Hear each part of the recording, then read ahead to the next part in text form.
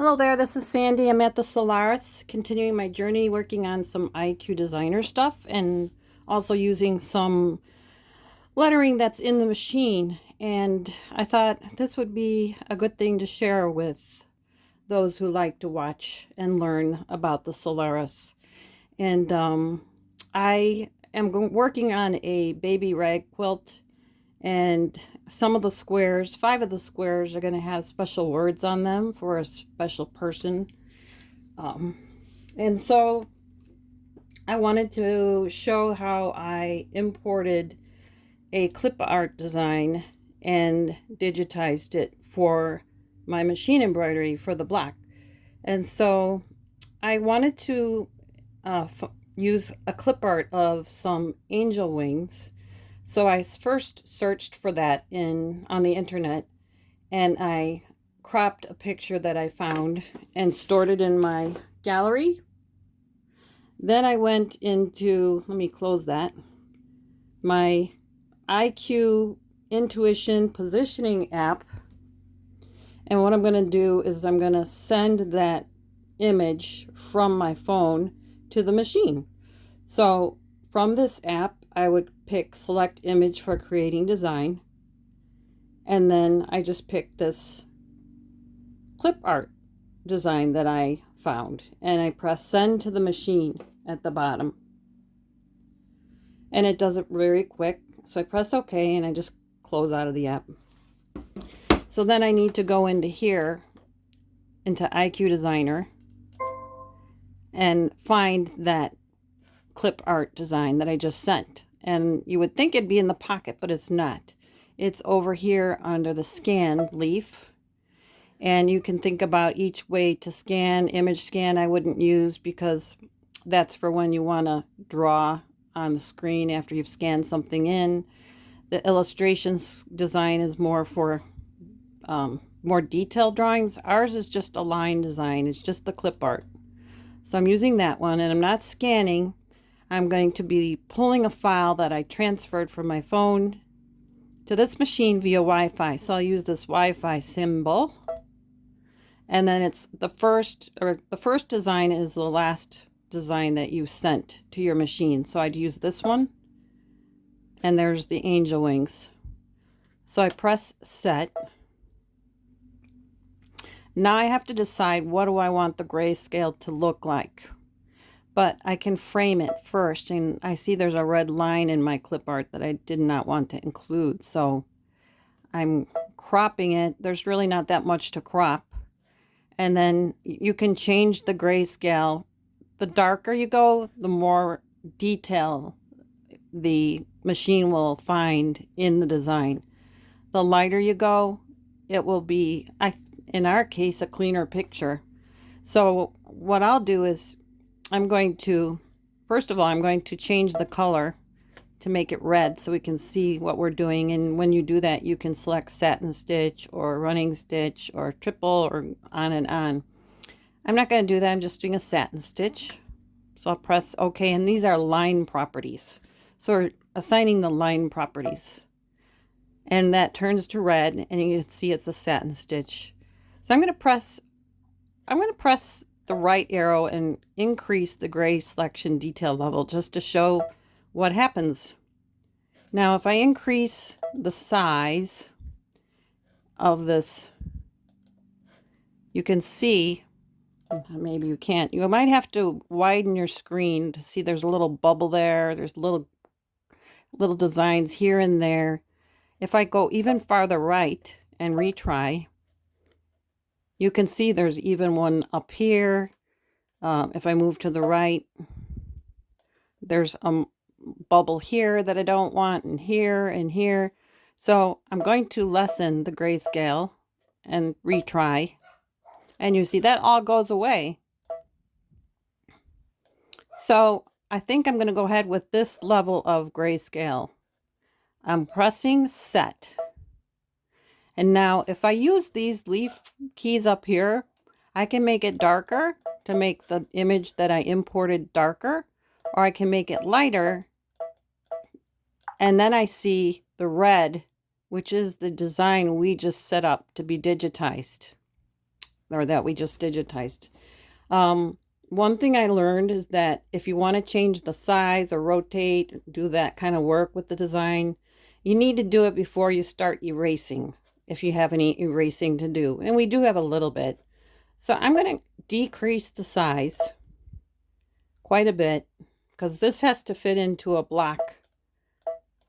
And I'm going to be rotating it. So I think I didn't write down the size that I used, but I think that's about the size. So now that I've decreased the size, I can increase the image size and use the panning hand to move it over to see there's a little line here I need to erase. So I'll click on the eraser. I'm going to decrease the size of the eraser. I might even make it bigger. And then I'm going to erase it slowly and let go of the mouse. Erase it slowly, let go of the mouse. Because if you go right in and you erase the whole thing and you did it wrong, it will, when you do the reverse button, it will, I'll just show you what I mean. I'm going to do a couple reverse. Okay, so if I went in like this and I just erased it, would be like, oops, I undo it. You have to erase the whole thing. But since I am going to go slow, it's saving as I go. So if I erase like that, when I do the undo or the reverse button, see, it only undid that amount of the erasing that I did. So I'll just go back in here and finish that little corner off. I was good. So I know I need to do it on this side. If I use those slider bars, it doesn't deselect the erase. The erase button, you can keep erasing. And that's actually all I need to do for the erasing, because everything else, it looks pretty good. So I'm going to go ahead and undo that. Now we're ready to go. I don't think I need to do anything else. So I press next. And now this is where you look at what you've got on your screen. But what I learned was that it doesn't pull over the design as one grouped image. Each one of these is separate. So if I use this selection key, I can move through each of the parts of the sections of the design. And if I want to group all three, then I just click on this grouping and it puts them all together. And so if you come to the screen, don't forget to change all of the threads, each section or each thread. And we're keeping the color red. We could change it here to be the actual gold color, which I could do that here. And then that when I get over to my embroidery screen, it makes more sense instead of just being red, because I'm going to use gold. But I'll also change the colors when I get to embroidery anyway. So that's one thing I did to change it here. And then if I wanted to, I could increase the zigzag width. And because I grouped them all three together, it changes all three. But I don't really like that because I wanted the smaller width for the angel wings. And I wasn't changing the density or the closeness of the stitch length. So I'm leaving that. So I'm going to press memory and save this. And then press set. And it will move us from IQ Designer into the embroidery edit screen. Now we see we're in the embroidery edit screen. And this is where I can build on to this. So what I did was, oops, I'll just put in a couple, whoops, that's not what I wanted to do. I'll just put in on a couple of changes that I wanted to make and additions in the lettering and stuff. So here's the angel wings. I'll move that up. I'm going to rotate that maybe about that much. And then I'm going to press OK and I'm going to press add. And then I'm going to go into the lettering and pick this font and press K I S S E S. So kisses. And then return. from, return, then I'm going to put heaven, E-A-V-E-N,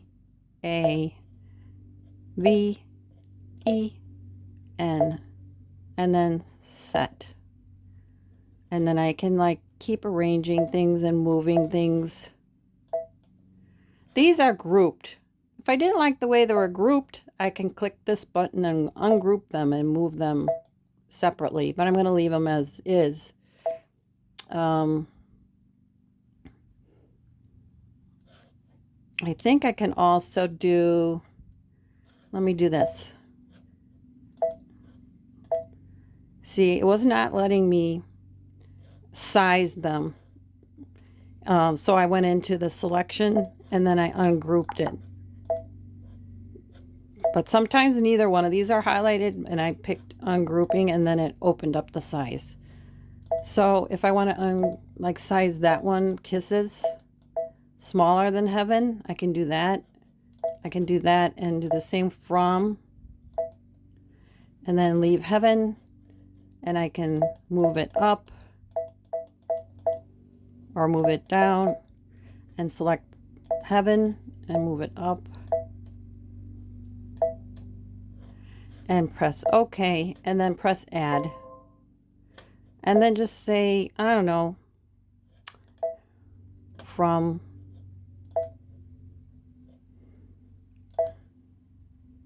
or just leave it. Yeah, I'll just do this. This is just an example because I did it different in the one I actually worked on. Set, and then edit, and let's move it down.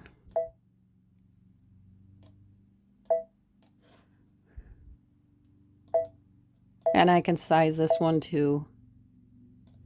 Press OK. If I don't like the text, I can go into text again, and I can use this key to change it. There's that one.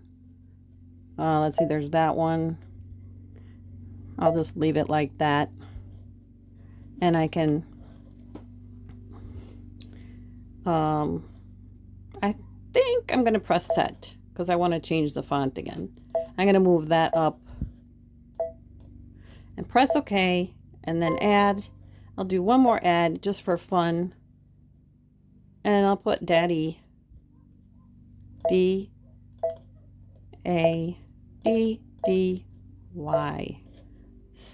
and then I can do return and then do some XO and then space XO, set.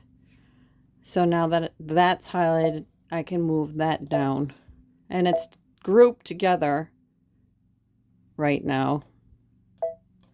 So if I wanted to change the spacing, I could ungroup it and then move it up. Oops, thought it ungrouped it. Edit. Let's see if it ungroups it. No. So I'm going to go into here and click on this. Oh no, it's grouping it. Now it's ungrouping it. Okay, I had to group it to ungroup it. Very weird. All right, so now I see it's still grouped, so let's see if it ungroups it now. Yes, it did it. It did now. So I can go to that one and move it. Sometimes you gotta like toggle things back and forth. And if I want, I can size it and make it smaller. But that's how you get through the screens. And now I'm still in the edit screen. I can go in the color visualizer, and I can change the words. So kisses, I can click on the kisses, and I can use the 3 spools to group all those letters together and change them all to like 502, which I think is the goldish color. And then scroll down, and from, I think I'll leave it black. Heaven, I think I'll use, I grouped the letters together. 102, which is like a pink. And then I'll go down. From, I'll leave black. And, you know, this is how I did my project. I'm just kind of going with what I remember I did. And then I used a blue for Daddy, which was 352. So it all turns blue, and then go down to the XO and then change it to the gold.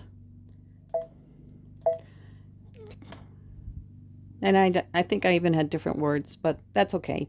So there's all of our words. Now, if we wanted to group this whole thing together and move it somewhere else in the hoop, I think you just click on the selection here and this grouping key. See how it groups it all together? Press OK, and then move it. You can move the whole thing up or down. But I don't really need to do that, so I think I can take that off. And that's how you take it off. And now it's not grouped. So that's how I digitized the angel wings and got it into machine embroidery, and how I added the letters. And I don't need to save this one, but I can show you the one that I used. I got from the embroidery pocket because I saved it. And this is the one that I used set. Kisses from Heaven from Daddy. So I did kisses from on one line, and I changed the lettering so that it was coordinated, the gold, and then the pink, the gold, the black, the blue, the gold. Keep listening. So I'm working on the stitch out of the design we just digitized, and I've stitched out the angel wings, and they look good. So I thought I would share from here the rest of the stitch out. So the next one is a needle thread color change to the pink. And in my design, I have used this gold yellow design 3 times.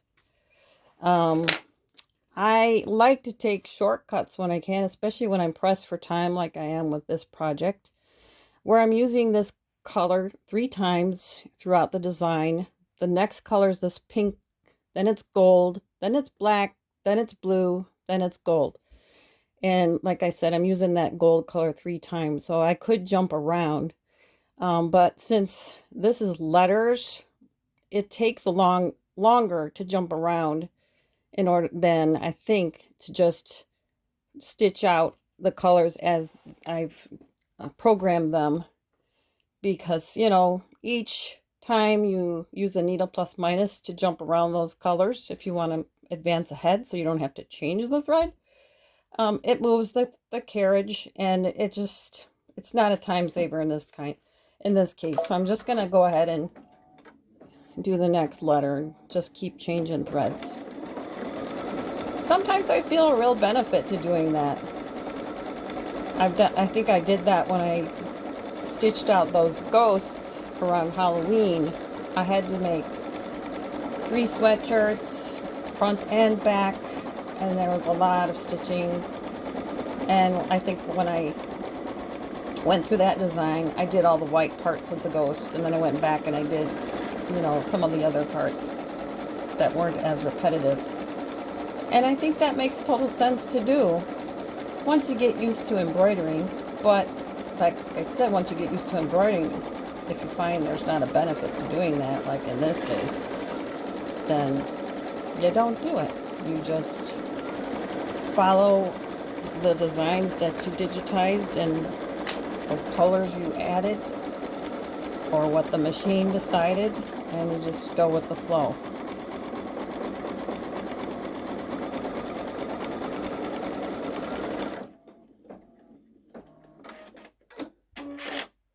I think this is a really pretty font from inside the Solaris. So I guess I could file this under IQ Designer, my playlist for IQ Designer, and designs that are in the machine, because the letters are in there.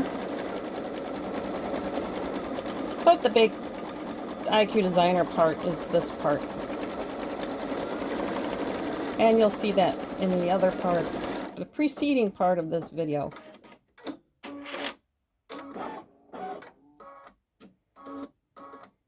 That was fun to do.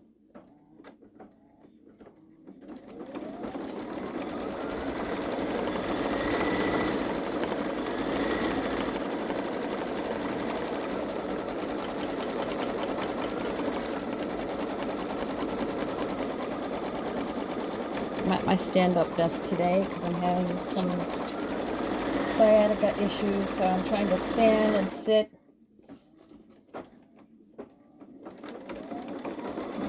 Change it up all the time. This color is a really pale light pink. Kind of looks white, but it's pale pink.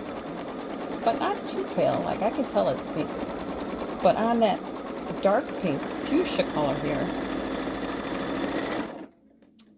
it looks kind of white.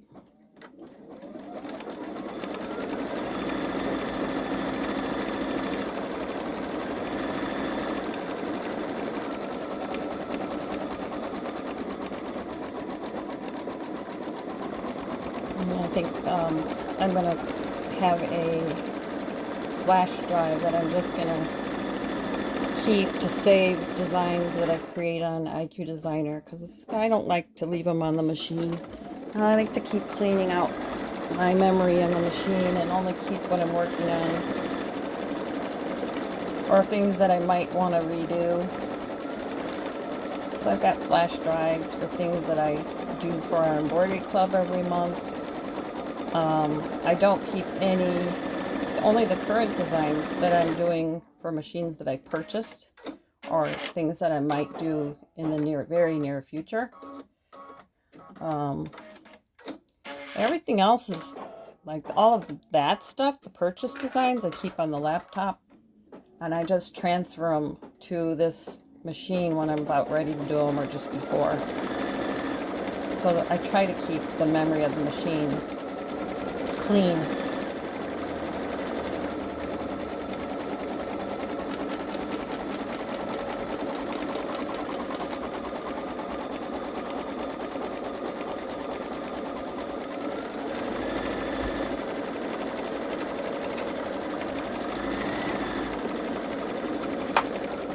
Right colors ready.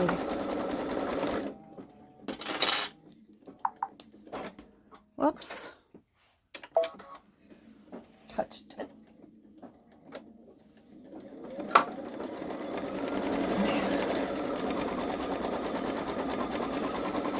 Yeah, there's only 5 thread colors. And when I did change the colors of the threads that I was using, I changed it so that I grouped all the letters together. So I'm surprised it's counting them separate, because to me it would just be 6 thread color changes, but it's counting each letter, even though I grouped the letters. In the screen where it shows you the thread color changes, on the front screen where the embroidery is at.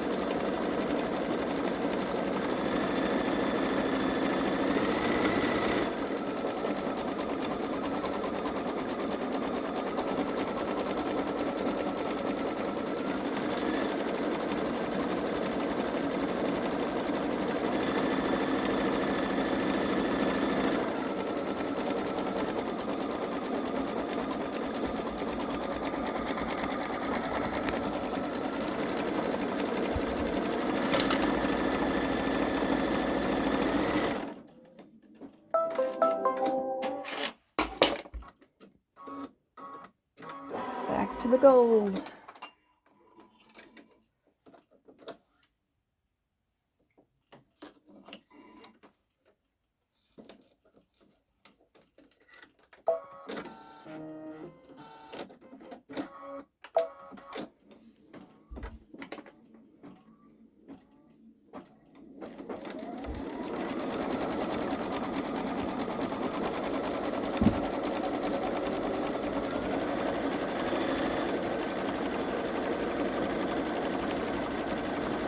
Move my desk down.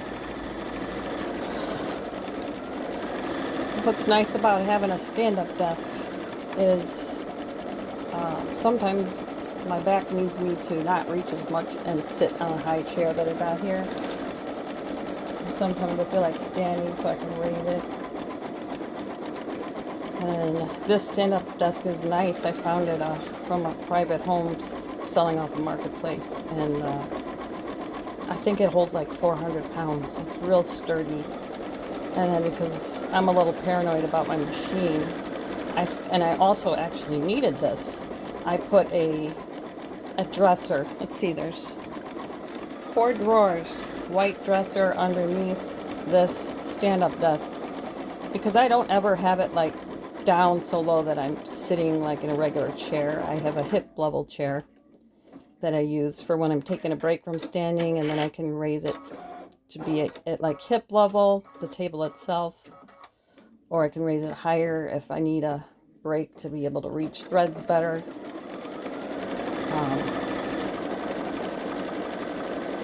Yeah, it works out really well.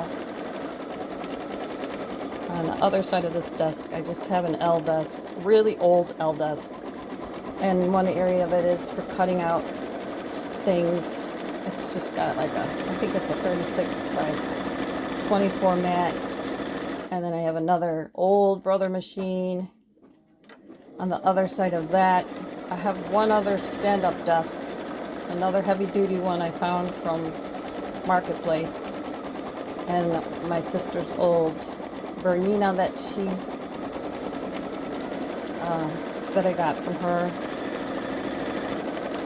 And never had a electronic Bernina. I had an old Bernina 1130, which was a great machine. It was so tough and strong. It helped me to redo the whole top of a pop-up camper. All the zippers and the vinyl and all that stuff, all the screen tents, and it was really helped me get through that and several other upholstery type projects like lawn equipment covers and DIY stuff besides regular sewing. But I don't have that one anymore. Passed that along, and now I have it's a Bernina 830, and it's definitely different from learning a Babylock, because Babylock and Brother, they're a lot of pretty much the same. And then on one other small desk, I have a Babylock Accomplish. I got the Babylock Accomplish at the Sewing Source in Lake Villa. That's a great straight stitch machine. I like to use that for quilting and bag making. And then the Solaris I got from the same place. I think let's see, it's May of 2025, and the last time I checked, they still had a Solaris Vision for sale. And this is a Solaris 2 upgraded to a 3, so it's the same as what the Vision has. But if you're interested in a machine, any kind of machine, they've got a lot to choose from. But it sounds like this room is big, but it's not. It's only, I think, like either 10 by 10 or 11 by 11. And I've gone up because I've been crafting for countless years and not just doing machine embroidering or sewing or quilting or, all of that DIY. I've done beading and card making and oh my gosh, you name it. Nail art. I'm my own nails. So out of everything I've done, though, I always come back to sewing. I think that's my true love.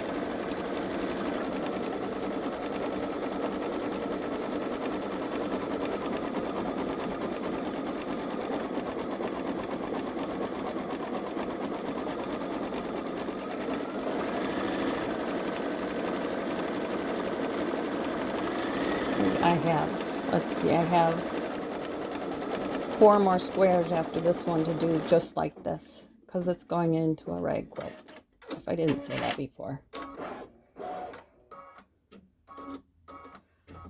I thought there's always a learning experience that can come from any project.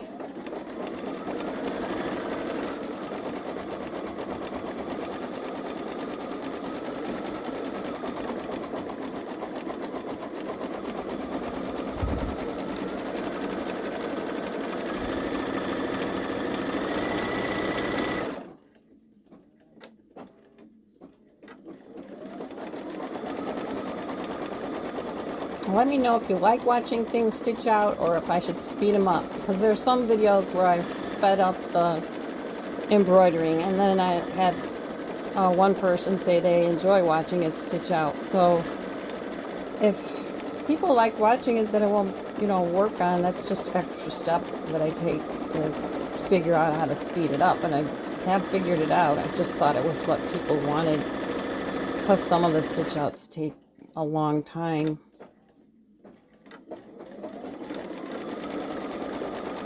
And sometimes you can get the general gist of what is happening. I know sometimes I like just listening to people talk and do their sewing projects while they're doing them while I'm working on mine. So I might not be working on the same project as them, but it's like you have somebody else in your craft room with you while you're working on yours. Because you can't always have someone there working in your craft room, especially when you're in the craft room as much as I've been in here lately. Okay, we're ready to change the next thread color. I think this is turning out pretty nice. I had to make sure that I was far enough away from the edge so that when I clip the edge of the seams of the rag quilt that I didn't clip into the embroidery. I think I did that successfully when I was using the projector.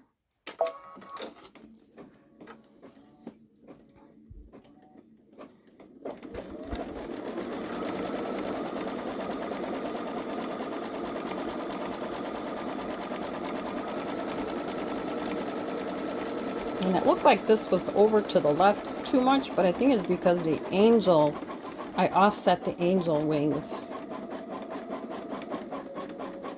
I think it's okay.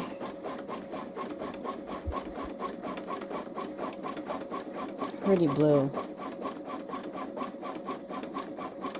Hopefully it doesn't hiccup, because that's a pretty wide satin stitch. But I do love this font.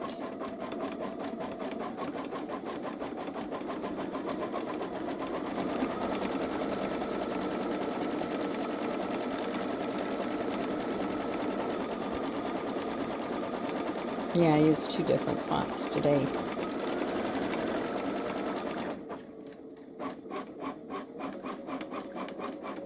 I don't know if that was smart to use such a wide font for a rag quilt, but as long as it doesn't hiccup.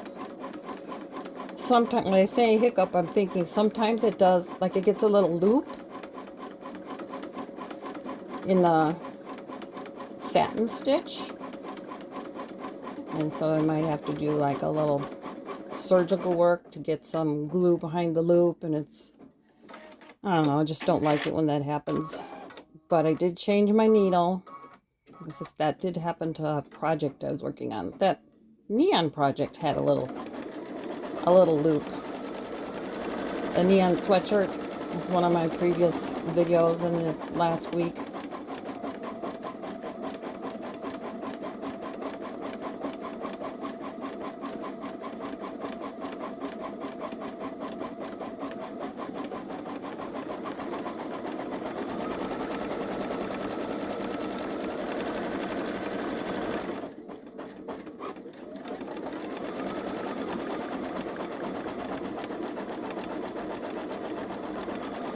And I could show you that the colors in there are to go along with the coloring here. So I think it'll all tie in pretty well.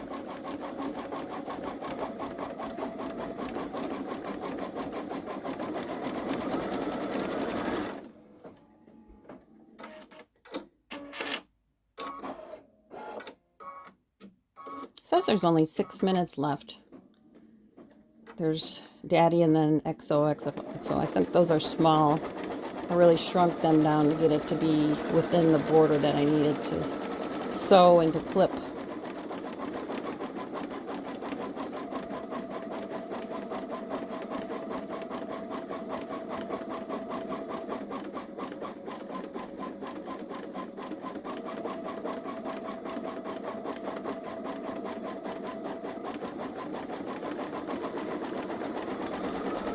I even debated whether I should make a video about this because it's kind of a sad gift to be working on. There are no words to express how sad this is, but there's always a learning experience. And working on a project like this helps with the sadness. I don't know about you guys, but sure helps with me.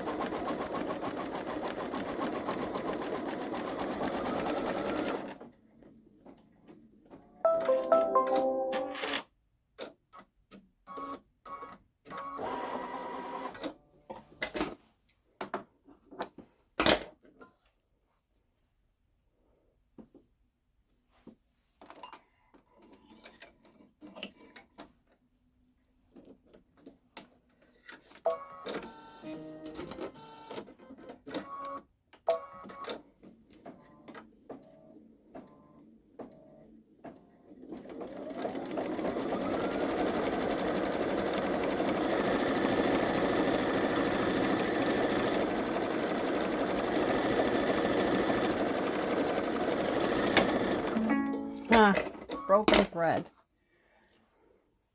Broken threads today. Some days I'll have none, other days are like today. So I need to use that needle plus minus. Tie it off there.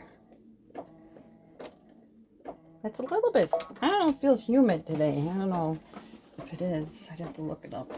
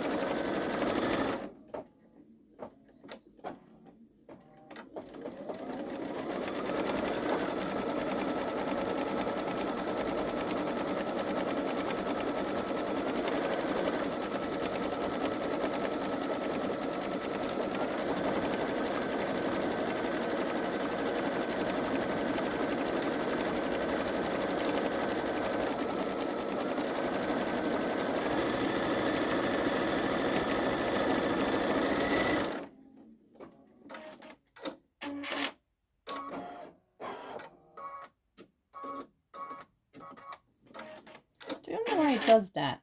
Spacing itself, it does like that little, it's not even securing a stitch. Very weird.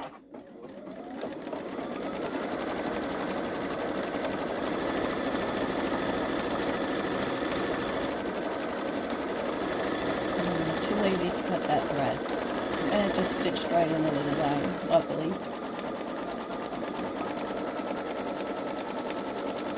I'm going to do one of these designs and take a break, come back and do it again, and just keep going till I get all 5 done. So 1 down, 4 more to go. Hope you enjoyed the video. Give the video a like, subscribe, make a comment. Have you been using your IQ Designer?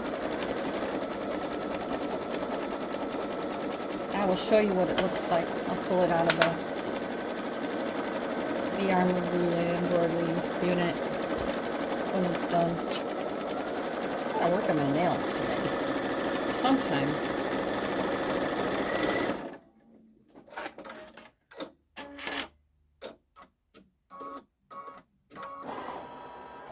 Okay, so you probably can see it, but there it is. Yeah, I should have just enough room to sew and clip. This looks lower, and I measured this so that it was in the middle, but I must have measured wrong because it looks lower from here. I could measure to make sure it could just be, it's the same. It's just this angle of the angel has thrown me off. So I have a few threads to clip, but other than that, yeah, I think it's gonna be perfect here to here. It looks, once again, it looks like it's over a little bit, but I swear I measured from here and then I lined it up. I don't know, but that's it. Thanks for watching.